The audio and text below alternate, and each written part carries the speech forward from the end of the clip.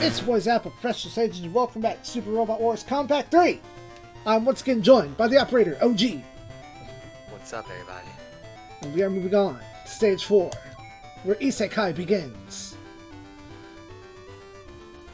That's a phone stage. Stage 4, A New War.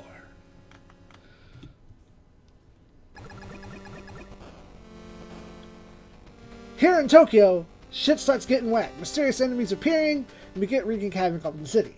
A young girl, he told me, wonders what the hell's going on, when suddenly a breeze blows past her.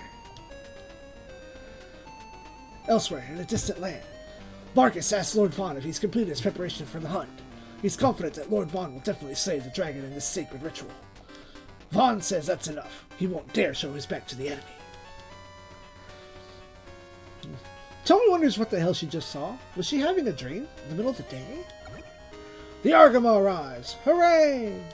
And Folka calls out that it's not the Shur that are attacking the city. This means a whole new enemy faction, but regardless, our crew must repel them. So, what is our deployment order? 1 and 9 are in the front. For now, you should be good on just focusing on one side, because remember, Van and his little Gaimalith will appear in the upper right corner of the map. Yeah, over here. Right there, in the school. Yeah, and he has to fight his little dragon. He has to fight an actual dragon.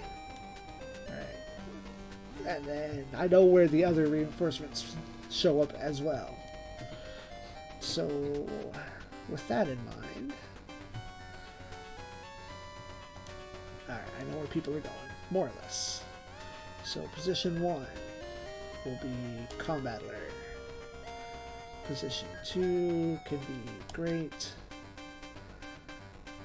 3, 4, 5. Okay, 6 and 7 actually matter. So 6, 7. And then 8, 9, 10.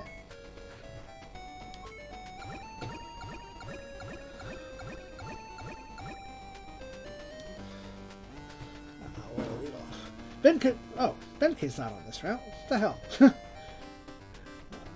Koji, in this case, points out they're not attacking the military complex, but ravaging everything in sight, and everyone's pretty damn pissed about it, as well as the other ruler, Falcon.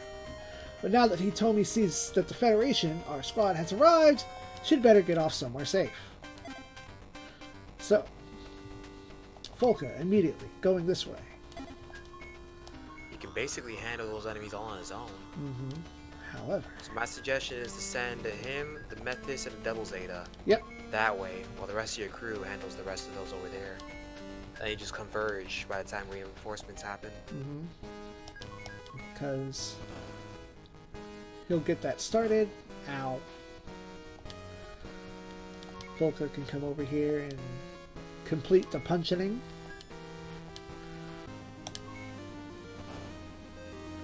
Excellent. Level up. Hot Blood. Level 12. Let's go. Solve this problem. And then Camille, get out of the water. You don't belong there. Juzo can make them go fast. I'm actually also going to send the Bright Boat that way. And you're going to go that way because you're not helping.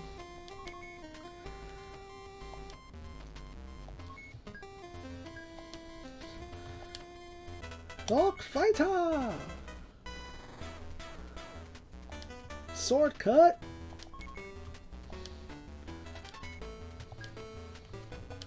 And the Rocket Punch. Good old Raw Cat Punchy.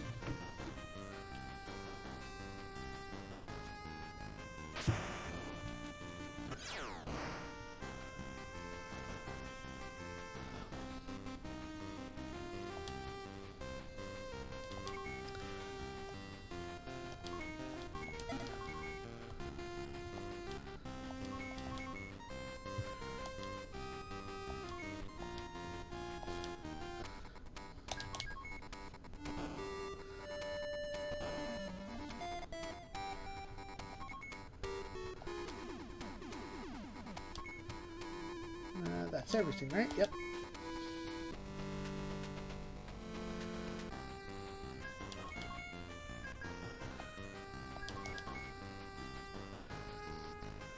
I will admit though, Mechender Robo stuff, those are pretty nice designs. Is that from Mechender-Robo? Should be. I couldn't tell. You'll start seeing them. Soon. You'll start seeing more of them. Because I spent a good while with my phone translator pointed at the screen, and I kept getting like Hedo Robot or Headbot. Is very fun to watch the translator rapidly change what it's trying to say. You'll be seeing a lot of them with Mechender Robo's enemies. Because remember, with Mechender Robo, the villains in the beginning won. They conquered the Earth. Yeah, they were whooping everyone's ass. Yeah, so Mechender Robo is about reclaiming the Earth in a much violent way. Mm-hmm. By bashing everyone on the head with their spiky symbols.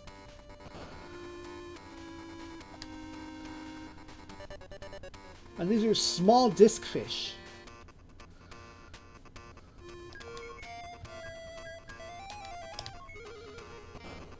Ow. Rude.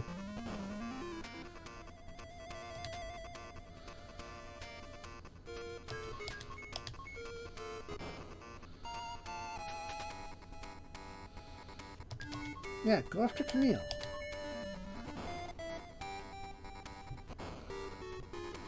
Nice. Alright, so turn 2.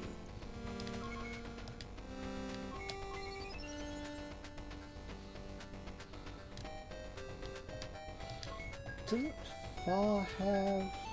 Yeah, she does have support attack. Neat. So let's try this order.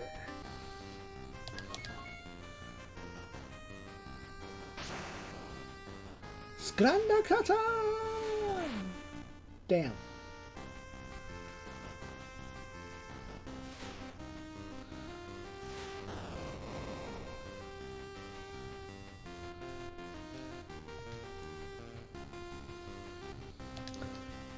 However, plan is not ruined.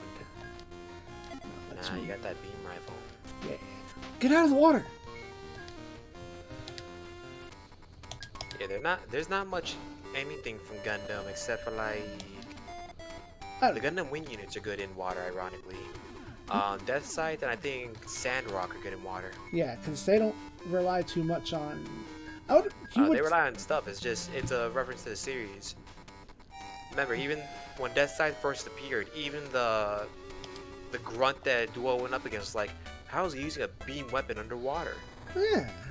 You would think that at least Heavy should be good underwater. All those missiles? True, but don't forget that it probably slowed the impact. Huh. Accuracy learned. Healing learned. Something else. I could probably guess what that... Come on. Get on the right menu. It's full heal. I don't want to break out the... I don't want to waste your time looking at all my translation paperwork. I printed actually made an actual book rather than just type it out? I used my phone to take screenshots from the OperatorOG wiki and then printed them out at work. That's quite the work you got right there. It makes it easier to reference instead of having to click around on different tabs and make extra noise when I can just... It's like, yeah, let me check my paperwork. True. But as you start playing more and more Super Robot Wars, you'll start getting used to seeing the commands. Oh yeah, it's just some of them, like whatever Kosuke has down there, I can't quite identify. So I'm going to try. That one's Axel, the other one gives you double EXP, and the third one restores 30% HP. Oh, is that the self-heal? Yeah. Also, the Fat Boy has the full... The full heal, yeah. And he's also got Yell and then Great Work. He's got Wall and Potential, so yeah. Okay.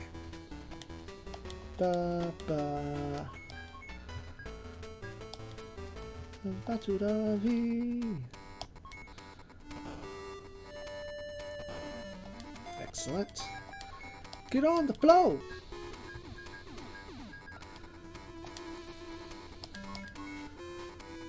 Come on, land that crit.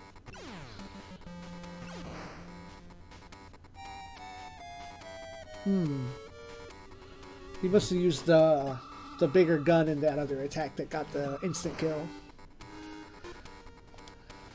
Alright.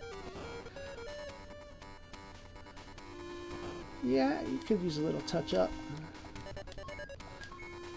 No, wrong command. This one. Huh. Okay then. Nobody in this squad has the heal spell. Nah, you don't need it. Oh, just get Volca to kill them all. Yeah. If anything, you can probably get Judo to kill that one right there. Yeah, I was gonna send Volca after these guys down here.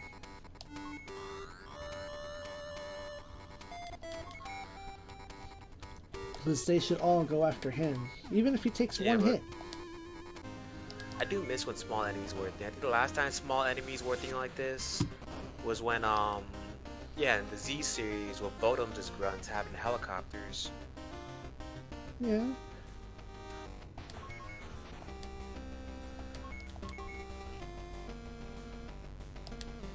Put you on here.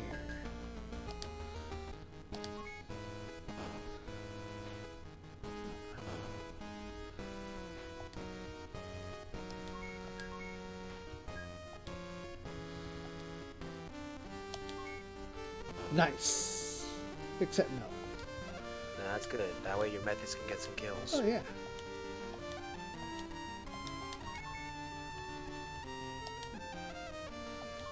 Nah, if anything, never mind. You did good. Yeah, I was putting her on the Doesn't kill you.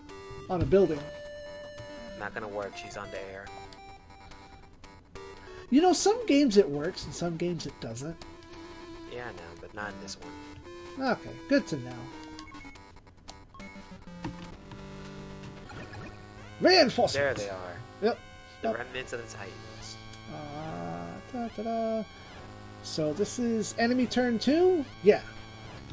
Battle seems to be flowing smoothly until enemy turn 2, when the goddamn Titans show up, headed by Jared and Yazan. Jared screams that he's finally hunted down Camille. Foss shouts back to Urza's under attack from some unknown enemies, so he needs to knock off his... And Jared doesn't care. All that matters is settling things with Camille. Judo's equally surprised to see Yazan touting about, and starts yelling to the team all the tales about how he met Yazan back when he was trying to steal the Zeta Gundam. Yazan can't forget Judo and thinks of his betrayal back then, so he's here for the revenge of his own.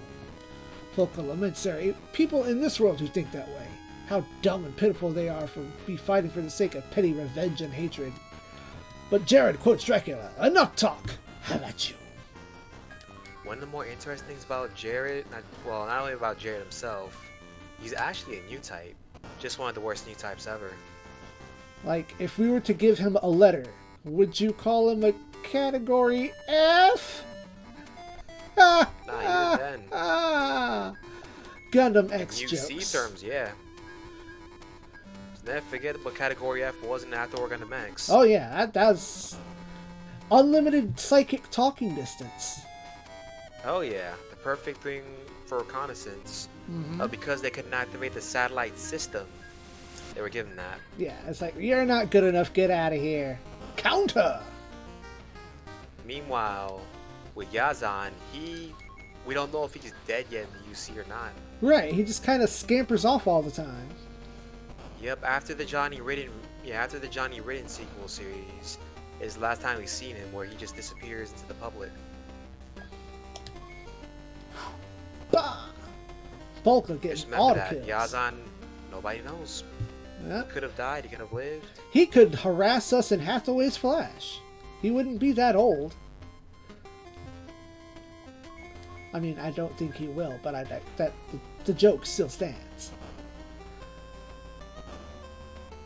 I only gave Volca like 3 blocks of increased armor, and he's taking 10 damage. That's because, what's it called? Those grunts are nothing. Okay, he's also a damn champion. Yeah, I'm gonna have to start dodging and hope Camille doesn't get shot down. That's probably your ass. Let me see if I can't F2 that shit. Yeah, that's fixed outcome. Well, fuck me.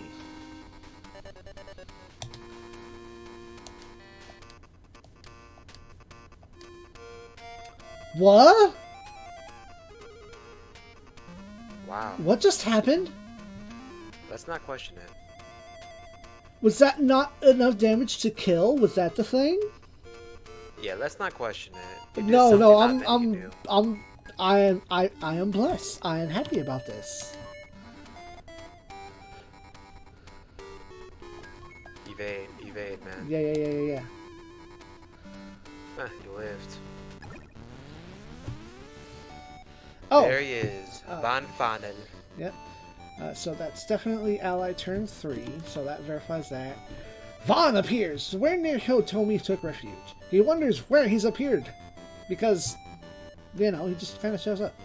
Hitomi is more caught up in the fact that this is the boy she saw in her daydream. Brett's concerned over this being yet another new enemy, but Folka points out that it's exactly how he showed up here. A flash of light, and then there he was. Vaughn asks if there are inhabitants of the demon world, but nobody seems to know what that is. Hitomi exclaims that they're not. It's more important that there's still civilians in the area. Judo asks for an introduction, and the boy calls out that he is Von Fanelia. But before pleasantries can go further, he tells Hitomi to get the fuck away, since a dragon is coming. Another flicker of light. And a dragon appears! Vaughn begins to bait it away, saying that his fight is with him, that it's come to eat him. Here is Vaughn. Vaughn has focus and great effort. What are your skills? Yeah. He's only got a sword. One main interesting fact about that is, if you look at Escaflowne's combat stuff, that Gaimalef is never seen. That's a custom Gaimalef. Even though in the original series, Van killed the dragon on his own without it. Right, but they had to give I guess him they a didn't want to robot really unit. animate a little boy wielding a sword. Yeah, this is in the years before Guy Shishio gets to be his own unit. True. Don't forget the fact that Albert the Shockwave was also his own unit in Alpha and in Super War 64. Oh yeah, and wasn't he? I thought Z2 also. No. Or am I? Giant Robo. No, Oh, no. They did have human things. Not Giant Robo. It's just Giant Robo didn't exist didn't get anything after Alpha. Okay. Yeah. Oh, you're just talking You know, about like way back then. Okay. Yeah. Yeah, during this timeline of games. Okay. Right. So what does he have? He has what looks like could be guts. He's got Knight, support attack, and another thing which probably ain't gonna really matter. The main thing about Escaflowne is the fact that it relies upon evasion. Mm-hmm. That's a glass cannon you got right Strong there. arm. Strong arm. That's the one on the right there. That's melee power, support attack, and then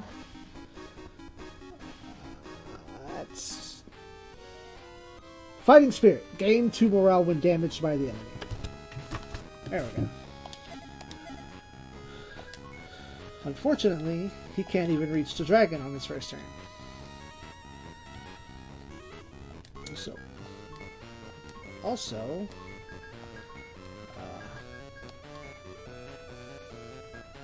we need to heal Camille. The first one. I know, but it's like, do I want to save that luck? Level up Focus some more. You're not gonna get much money off these titans. Yeah, you're right. These are chumps. Once you level up Focus is gonna get Fortune as a spirit command. Alright, so let's... And then Focus is gonna be your main boss killer. Yeah. So let's make sure we assure Camille does not die. There we go. We got what we needed. Was that another bless? It's the same one that gives you money for a Yeah, unit. bless. Yeah. There it is, at the bottom. Okay. I'm still getting used to looking at these screens. You'll get used to them quickly. Oh yeah, I'm working on it.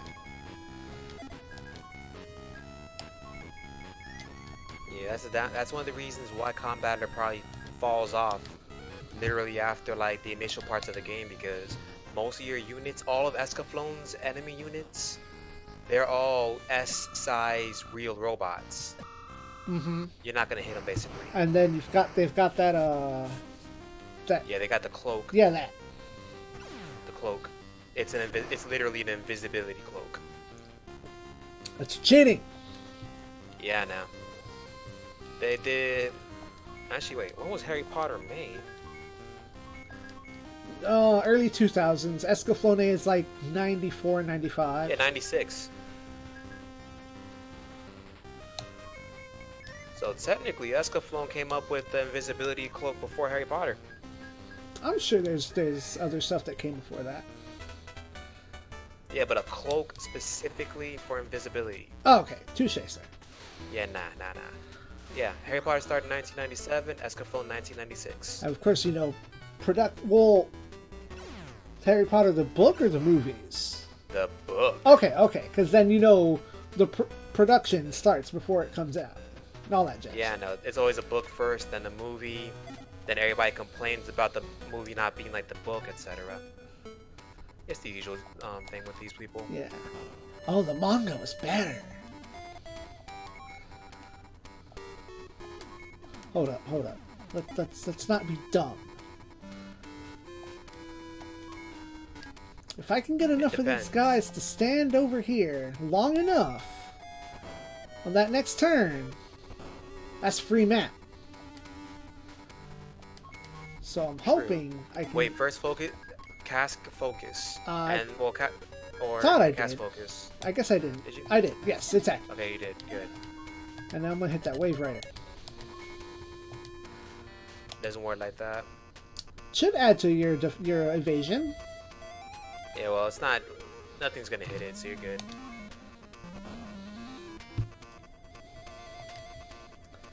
All right. Back on the side. Wait, are you on the ground? You're on the ground.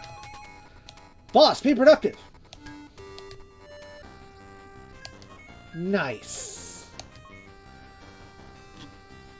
It comes the day when even everybody else gets their kill, when someone can get a kill. Watcha! Yeah. Putting in work, boss.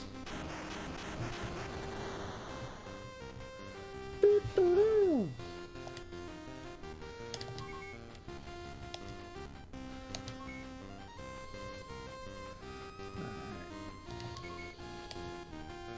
Alright. Does anyone need to be healed? Not really. Now here's the question. Should I send someone to back up Vaughn? Honestly, it's your choice in this situation. Vaughn can kill it. Right. The dragon's not the problem. Vaughn's gonna be able to kill that thing quickly. Just be sure you're not within the dragon's range. So put him like near that track field.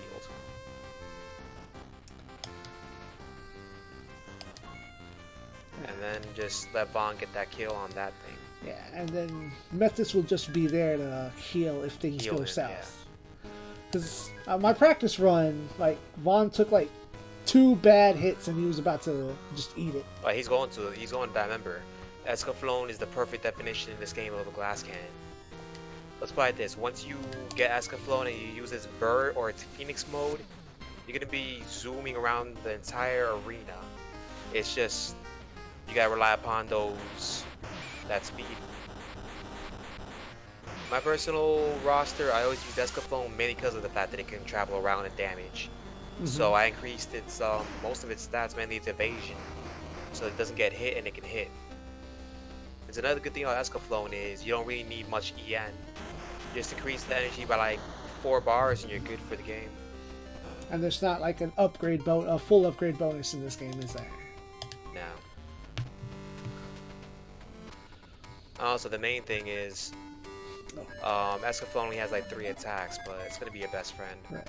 Yeah, attacks, since once again you got support defense. Yeah, I saw that.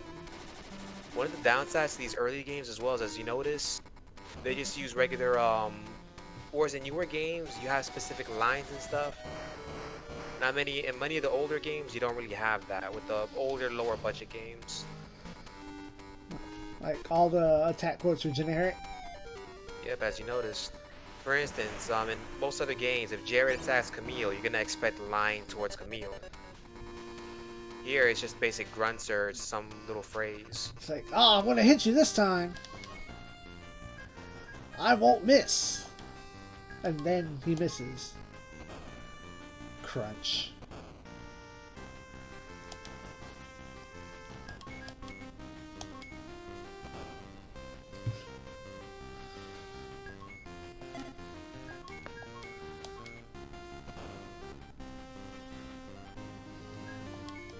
Now, when it comes to Mazinger Z, that's a tricky situation, by the way. I just saw that you defended. It's tricky because Mazinger Z always has a high potential. So, you already know, the lower the damage, the less the damage. Right. That's always a risk that you could take or not take. Yeah, I usually like to load up Monster Z as kind of its own wall. Like, even without casting the spell, just load up on its defense so it can sit there and take hits from everybody else. That makes sense.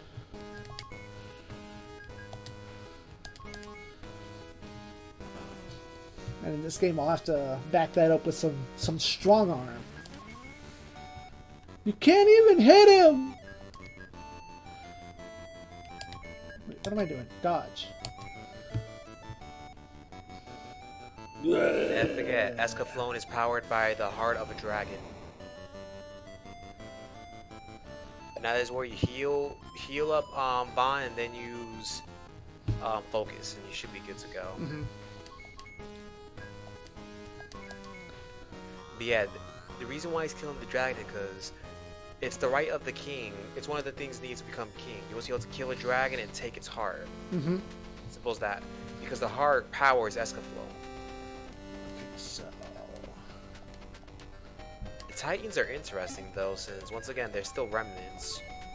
Whereas in other games now, like in Square Wars V for instance, they can join you. Yeah, At the end of the game, you can get a... Yaza and Jared will join.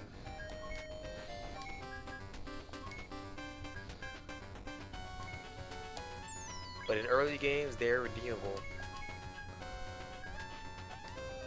They're not that bad. They gassed the colony. They're not that bad. And I forget Operation Stardust. Oh, yeah. Thanks to Operation Stardust, that's how the Titans reigned supreme and were able to do whatever they wanted. Wall up. Go over here.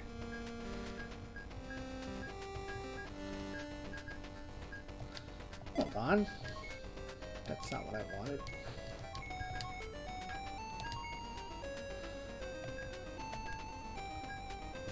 Got over here.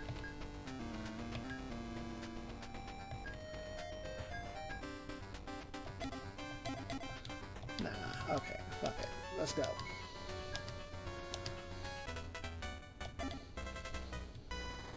Or not, fuck it.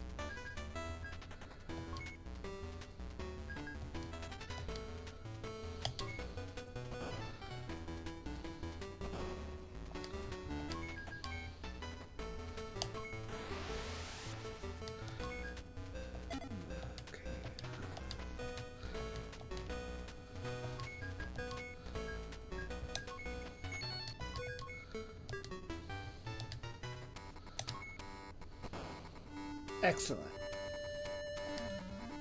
New type leveled up. Finally, now once you hit about level 3, you should be able to use funnels.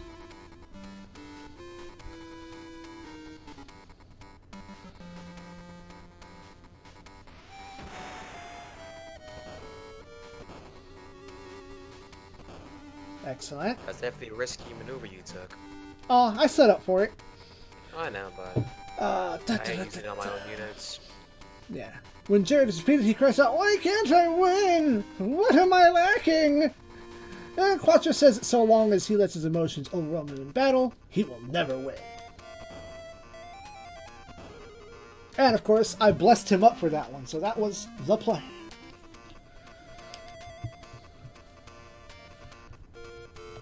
Now we can ignore this side of the map and get straight to that dragon. Yeah, I mean, Sayaka can get a little more experience just healing up on odd turns.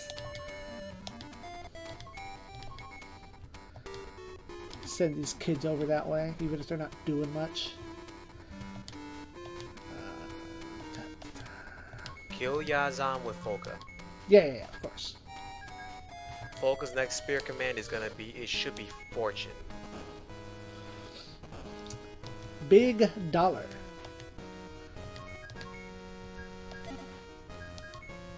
Stand on this building and punch you into oblivion.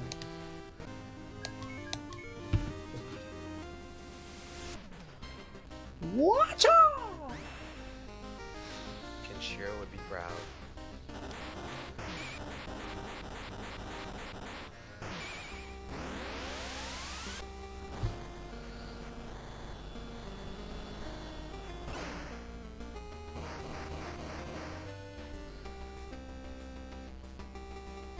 Wait until you get the apothesized Dialga. Oh man, I've seen that in the OG he comes from. It's one of the best units in the OG series. When Yazan goes down, Judo tells him to make his peace already, but nah, Yazan's not ready to die yet. And he scampers off like a punk.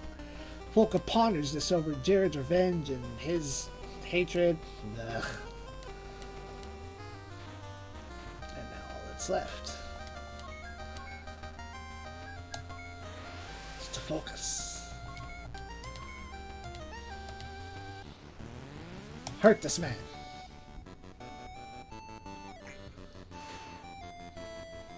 Poke.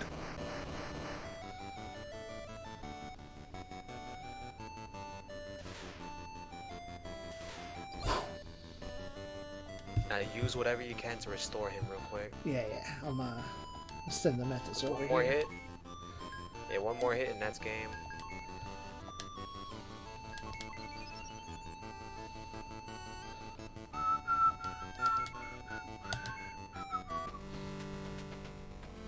Yeah, Maya Sakamoto's song.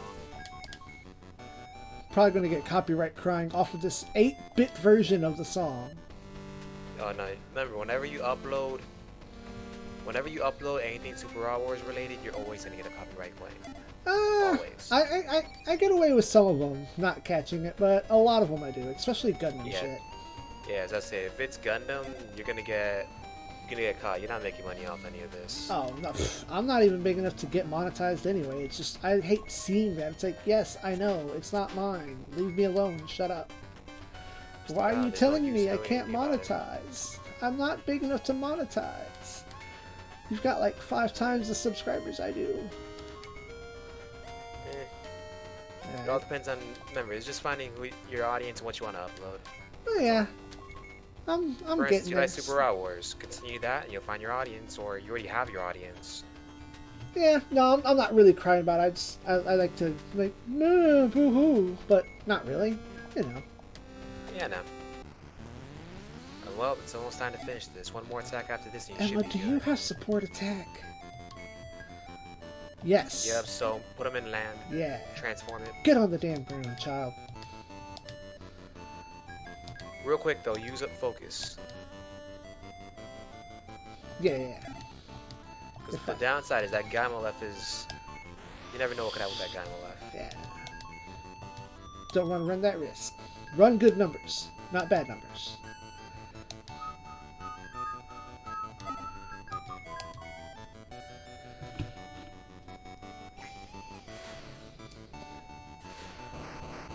Okay, y'all.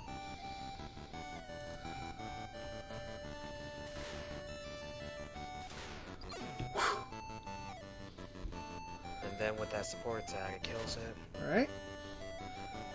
Even the Metis is bigger than the Gaimolef. Oh, sprites.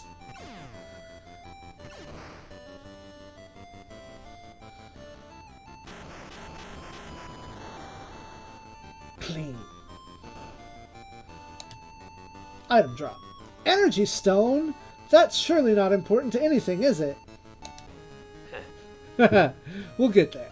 Once all the enemies are kaput, Judo and the others start actually wondering about Vaughn and the fact that he just fought an actual dragon. Some of the crew are a bit sad that an animal like that was just killed. Polka asks where Van is from, but Van retorts, "That's no way to speak to him! You peasant! You child! You mongrel!" Everyone wonders what the hell that's all about. And Polka comments that since that's how he just appeared, everyone's assuming that Polka and Van are from similar worlds. But now that Van is left behind in the dialogue, he's asking what they're going on about. Well, didn't Van notice that flash when he showed up? Van says he was too busy fighting the dragon when they were enveloped in the light, and then he appeared here. Polka repeats more directly to Van that that's how he got here, while fighting Shura. Big questions abound. Judo asks if the conditions for showing up here from some other world is just fighting? No, simply too basic. But Kreutzer says there might be some sort of connection, so Bright asks further about the dragon itself. Vaughn wonders if there aren't any around here, since, in Finalia, one must slay a dragon for its energy stone, which was one of our item drops, in order to become a king. But that does, he's not getting that piece of equipment. That's not for him. Lena asks if that's the pretty red orb that he's carrying now. Vaughn retorts, asking how they can move their Gaimelephs without energy stones. He doesn't know what mobile suits are. But suddenly, another flash, and everyone is engulfed in light, including Hitomi. 11 points. And I took 2 more turns than I did on the practice run, so that seems like a fixed number. Yourself. But now you have more money to use for the future. Oh yeah. So I'm gonna pop and give you even 10. Clean you up to an even number. Vaughn, welcome to team. You've been highly praised. Alright, now large paragraphs of reading. In some other world, Nai, or Ni? Ni. I'm not sure how to pronounce that. I haven't watched the show yet. Ni wonders if another bunch of upperworlders have been summoned again. Marvel affirms this, with Keen chiming in that the thing that was just summoned is an aura ship, and one quite large at that. How something that big moves is anyone's guess. Did Silky really summon something like that? Keen doesn't think that Silky has that sort of power. Not that much. Marvel points out that these are Federation robots, along with a few unknowns. Ni is relieved to find that this upperworlder group before Drake does. If they can get these people on their side, they'll definitely have a good chance. Marvel says she'll do her part to persuade them once they come to, but worries that if Drake already knows that they've arrived. Champ whines about Drake abusing an A Ferrario's power to bring all these upperworlders here, but is quickly scolded. She apologizes to Marvel, whom is also one of these upperworlders. Elsewhere, on this desolate background, someone asks if they cannot yet make contact with their army. A subordinate says that Lords Fernando, Magus, Altides, and Magnus have suddenly disappeared, as well as Lord Misaru, their advisor. The first voice says that Misaru is definitely missing things to his ambitions. With great power comes great ambition, after all. He asks the subordinate if he wants great ambition, to which he pauses, says he'll think about it. He's scolded for saying that he'll just think about it, meaning he'll never have great ambition of his own, and just go back to looking for the missing lords. The mysterious voice protests that his wounds need to heal faster. There's still much to do. And then back over here, in this other world, this lower world, Byston Well. Bright asks for a sit rep on crew and location. Emma says they're locked up on some mountain, and have been trying to hail anything on a Federation frequency. Judo starts worrying about that light, and Vaughn butts in that if you can't see the Mystic Moon, then this isn't Gaia. He accuses those of the Mystic Moon, aka the Argama crew, that they've done something foul. Vaughn denies this, saying that the light came from the rock that he's holding. Vaughn's shocked at that sort of power coming from the energy stone. And then, here, somewhere, get that face on screen. Marvel appears, asking if everyone's doing well now, followed by an introduction. She is Marvel frozen, and they are no longer on Earth, but in a place known as Byston Well, a land between the Earth and the sea. Marvel explains that several days ago there was an earthquake, and since then upperworlders have been arriving here more and more frequently. Ni arrives and introduces himself, Ni Gibbon from the R country, whom fights against Drake. He's quick to ask the Argama if they will lend him their strength. Champ flutters by, protesting that he was supposed to leave that to Marvel. most of the crew are more interested in seeing a ferry around, but Marvel corrects them that they're called Ferrario here in Byston Well. This leads Bright to confirm that they are most definitely not in their upper world, and decides the best course of action is to find a way back home. Vaughn also whines, saying that after all that trouble getting an energy stone, he has to hurry back to Finalia with it. Marvel's never heard of that place before.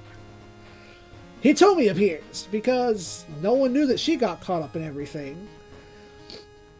She introduces herself at Bright's request, before he assures her that they'll take care of her for the duration of this bizarre adventure, but it's unclear when or how they're going to get back home. Someone says that the power of that rock brought them here, so it should be able to send them back, right? Vaughn doesn't know how to use it in that regard, but he might get some answers if he can get back to Finalia. Marvel says that there is a way to get them back to the surface, though. She doesn't know how they were summoned here, but the power of an A Ferrario was what brought them here. Camille asks if they can't just have Cham there send them back, but that is well beyond Cham's power. Marvel explaining that she is a Me Ferrario, leaving Cham to pout at being on the called-out segregation. Scroll down a little bit. I'm almost done all this reading. Bright asks where they might find an A Ferrario, so Nee explains that Silky Mao is one such Ferrario and has been kidnapped by this man, Drake. If they can rescue her, they can get a #1 hit on the top Billboard charts. Terrible jokes. I'm sorry. I thought that might get you. If they can rescue her, she can send them back home. Bright asks if that's why they want the Argument's help. Marvel explains that this Drake has been summoning way too many Upper Worlders, upsetting the balance of this world, in order to pursue his great ambition. Vaughn doesn't give a damn, and says that this energy stone came from the Earth Dragon of Finalia, so he may be able to use it to send himself back home. And that is proof of a king. I'm asked if Vaughn really is a king, and he is, but is yet to be approved or coronated. He does apologize that he's gotten everyone caught up in these shenanigans, but if he can get back to Finalia, he'll find some way to send them all back. So at this point, eventually, and while mashing to get to the dialogue, I made the correct choice, which was to accept Vaughn's invitation and follow the Escaflowne route. I accidentally mashed too hard, so I'll have to be careful when I go through the alternate route on the other path. Bright says that since they've got the option here and now, they should take Vaughn up on his offer. Camille doesn't seem to think Vaughn can use the stone properly, but Vaughn is the Determinator. He'll make use of it all right. Vargas and crew are waiting for him back home. Finally, the stone flickers, but so does Hitomi's pendant, much to her surprise. Cham is surprised that everyone's starting to fade away. Nee huffs that they're being called to another place, with Marvel regretting their departure. They really could have used their help.